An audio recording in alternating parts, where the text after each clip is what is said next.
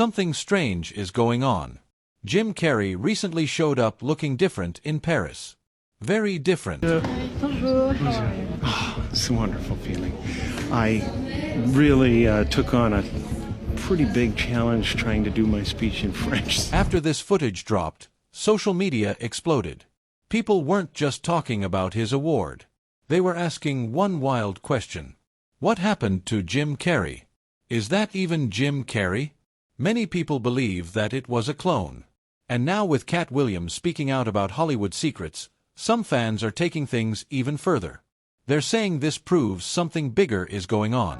Researched my whole life on what the entity was before I got there, you know. My intention was to get in there and kick up some dust and try to become a whistleblower that they don't knock off. Because, you know, they get all the whistleblowers. Some people said he didn't seem like himself. Others said he looked completely different. A few even claimed he had been replaced. And yes, the word clone started trending. When clips from the red carpet hit the internet, fans began comparing them to older interviews. They pointed to his eyes, saying they looked more blue than brown. They said his jawline looked different. His teeth looked different. Even his voice sounded softer and slower. One person wrote, "There's no way in hell that was Jim Carrey." Another said that Imad was super cryptic and dark. Someone else said, "They're testing us one last time if they can get away with it like Joe Biden." The theories got wilder from there. Some believe the real Jim stepped away from Hollywood years ago around 2017. Others say he knew too much and started speaking out about how fake the industry is, and that part isn't made up. Jim has openly criticized Hollywood before. He has openly criticized the government and all the alleged criminals running it before. There is a huge conspiracy theory about beloved Hollywood actor Jim Carrey right now because people are saying he's acting and looking very different. Did the Illuminati finally get their loudest whistleblower and clone him, thus silencing him? This is like two conspiracy theories in one, so here's everything you need to know. I'm here tonight to blow the lid off it, to be the whistleblower. So yesterday, 64-year-old Jim Carrey received a Caesar Award in Paris, which is like a French Oscar. And he was just suspiciously acting out of character for the iconic Jim Carrey personality. And longtime fans also noticed he looked younger or very different. And for a lot of actors in Hollywood, that's the norm. He's 64. I support people getting work done. But a lot of conspiracy theorists who are really just diehard fans say normally Jim Carrey would never do this. His whole brand is drastically changing his facial expressions and melding his face into whatever he needs to do for his role. It's just the last person you would ever expect to do that. But what's really freaking people out and driving home the conspiracy theory is that his eyes are a completely different color now. They are green, but they used to be very obviously brown. Is it him? Is someone new under the mask? And Jim Carrey is infamous for his whole career long time, giving very powerful speeches against government corruption, against capitalism, against those in power. Remember that famous red carpet interview where he said none of this is real? Where he told the deep, philosophical, almost like he had pulled back the curtain on something. Back then, people said he was just being spiritual. Others said he had seen the dark side of fame. Now, fast forward to Paris. Fans say this version of Jim seemed excited to play the part again, smiling, joking, acting like everything was normal. Did something suddenly change? Could Jim have changed his deep-rooted convictions overnight? Critics online say it didn't feel natural, that it's not possible for this to be Jim. Some even compared the situation to other celebrity clone theories that have floated around the internet. Kid Buu once claimed that there exists a cloning facility in the U.S. and that he himself was a clone that managed to escape that place. Tell me, is it true you're wandering the streets? You need a date to the party? What's up? No. I'm doing just fine. I just, there's no meaning to any of this. So I wanted to find the most meaningless thing that I could come to and join, and here I am. They're celebrating. I mean, you got to admit it's completely meaningless. Well, they say they're celebrating icons inside. Celebrating Do you believe icons. in icons? Boy, that is just the absolute lowest aiming, possibility that we could come up with. It's like icons. What do you believe in icons? I don't believe in personalities. I don't believe that you exist, but there is a wonderful fragrance in the air. You don't believe certain icons have the power to make change, to think differently, to be bold, to inspire others? Artistry? You're one of them. On the good foot. Ha! Yeah. You shut her down now. Yeah, no, I don't believe in icons. I don't believe in personalities. I believe that peace lies beyond personality, beyond invention and disguise, beyond the red S that you wear on your chest that makes bullets bounce off. I believe that it's deeper than that. I believe we're a field of energy dancing for itself. And I don't care. But Jim, you got really dressed up for the occasion. You look good. No, I didn't that an get dressed accident? up. I didn't get dressed up. Who did? There is no me. There's no you. No. To be fair, people change. Jim is older now. Faces age, voices shift, lighting can make eyes look different. And yes, celebrities sometimes get cosmetic procedures, but that hasn't stopped the speculation. Supporters of the clone theory say the biggest clue isn't his face, it's his energy. They say the old Jim was wild, loud, unpredictable. The man from The Mask and The Truman Show had a certain spark in his eyes. Many people have speculated that this isn't Jim at all, that the real Jim was taken out a long time ago for speaking out against the powers in the shadows. One key piece of evidence here is the tragic death of Jim's former girlfriend years ago, with many believing she was taken out in order to send a message to Jim. Okay, and what nationality are you? Sicilian and Puerto Rican. Okay, Sicilian and Puerto Rican. Okay, Yeah, I can see that now. Those That's are my what's up. two genomes. Okay, so who's the Puerto Rican one? Who's the Sicilian one? When I was cloned, they wiped a lot of memory, but when I stole the documents before escaping, I read that the mother was Puerto Rican and I guess the father, surrogate, you could say, was the sperm donor was the Sicilian. Okay, so you were a test tube baby. Yeah. What's that? Shout out Clonaid. Yeah. Yeah. Well, you know, you could actually, as soon as you die, they could actually freeze your body.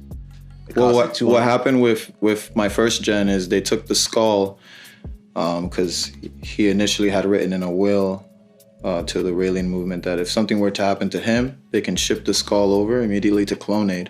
So they can remove a fragment of bone that's located here.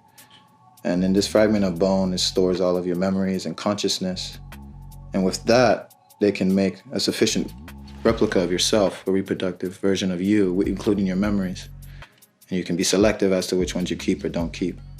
This process has been around for quite some time. Like Dolly the sheep was cloned back in, I think, the late 70s, early 80s, if I'm not mistaken. Dolly the sheep, yeah, I remember that. And they've cloned a lot of animals over the years. Yeah, Clonaid, I don't want to say too much information. This is going to be broadcast on the internet. But I don't think they could transfer the actual memories, though. Yeah. Yeah? Yeah, You're living proof of this?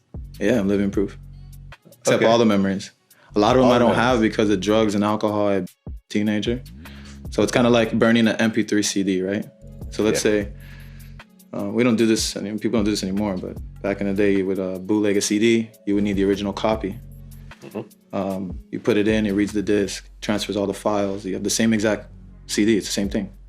All the tracks, everything, every bar, every hit from every note, everything's gonna be on there.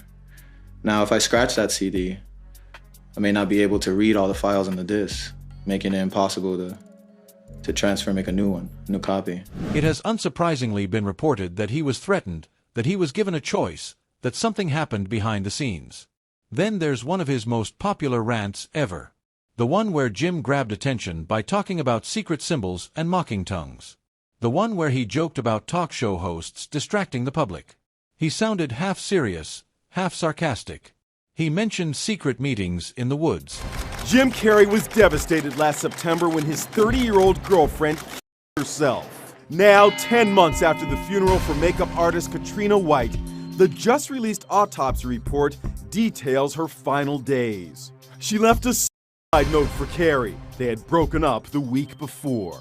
I've spent 3 days now in disbelief that you're not here. I can go on brokenhearted and try to put the pieces back. I could, I just don't have the will this time. She had not been seen in 4 days at that point. The last person she'd spoken to, it's believed, is Jim Carrey. Chris Spargo is a reporter with thedailymail.com, which obtained the autopsy report. Jim Carrey texted her the night before, saying that he was actually missing a bunch of pills from his medicine cabinet, asking if she had them, but there was no response. The toxicology report says she had multiple drugs in her system, including pain medication prescribed to an Arthur King, who is believed to be an alias used by Carrey, according to published reports. She had obtained 3 bottles of pills from someone under an alias. It's believed it was possibly Jim Carrey. Carrey last spoke to Katrina White via FaceTime for 3 minutes.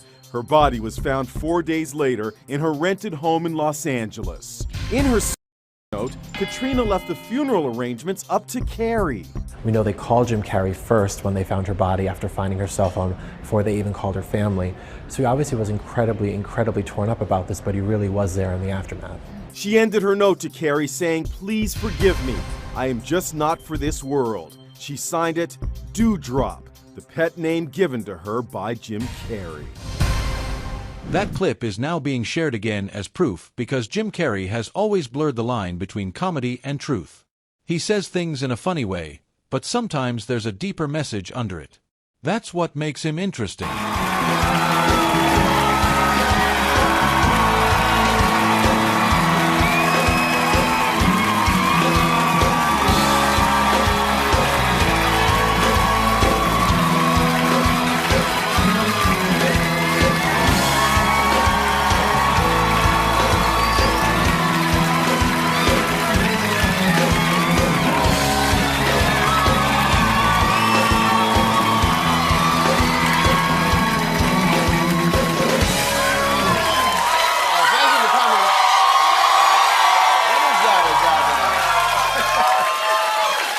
Is that a gang sign? Have you, Oh, like you don't know what it is.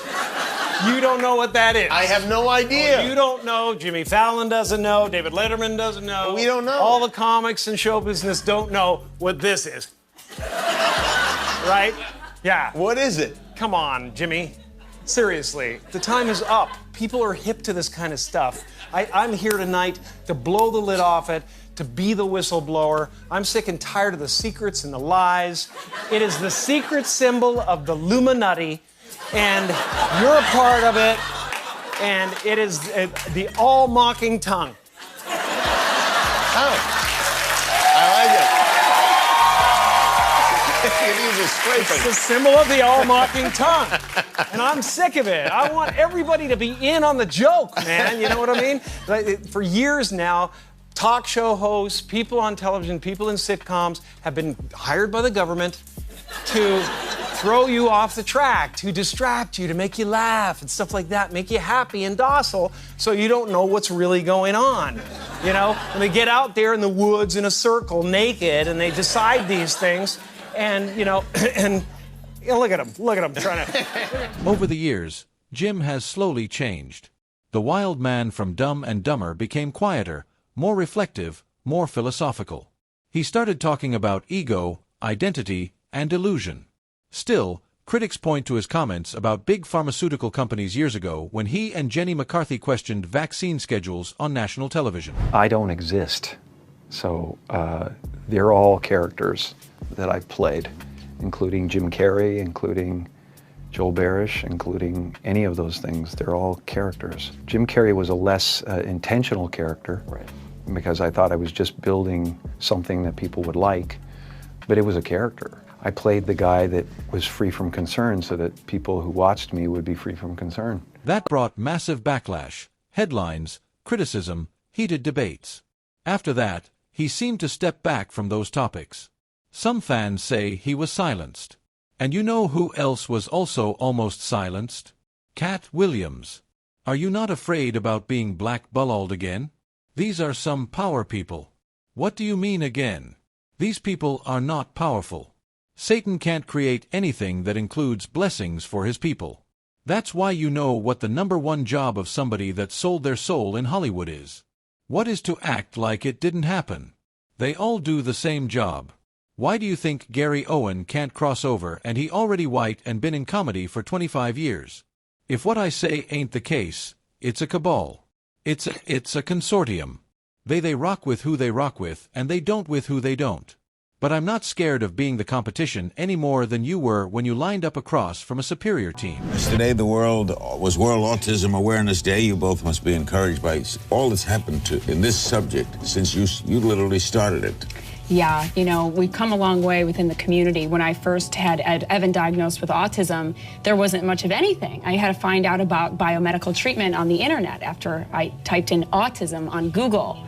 And out 3 years later now, there's 3 books and many thousands of children getting better because of biomedical treatment. Jenny brought so much focus to this problem.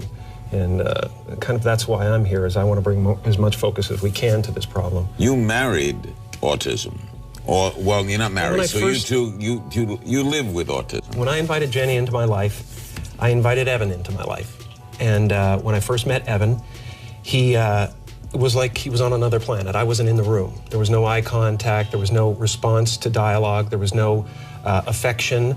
And over time, I witnessed Jenny pull Evan through the window of unconsciousness and isolation into our world, where he is now a fully functioning person who can communicate, who can connect, and this is through biomedical treatments, GFCF diet, and the therapies that she's talking about. So I believe that autism, in my heart, is preventable and treatable. Fully functional. He's completely recovered, Larry, completely recovered. And he's not the only one. There are thousands in this community that are getting better. Why did you go so public? I mean, you had an autistic child. He got better. So why are you here? I could have, hid and not said anything, and Evan would have blended into society. I made a pact with God, though. The day Evan became diagnosed with autism, I said, if you show me the way, God, and show me how to heal my boy, I will continue to teach the world how I did it. And within 1 year of that kind of conversation with God, Evan was undiagnosed from autism. But it's still shocking to see how many people are ignoring this information. The American Academy of Pediatrics, I begged and have sat down with and said, why are you not sitting down with our doctors and our scientists who are treating and recovering children with autism? And they refuse to this day to sit down. I think if there was any possibility that a child was being helped, that someone would listen, someone would take a look. And the fact is, they're not even considering the information. They're not only not considering, they're discouraged.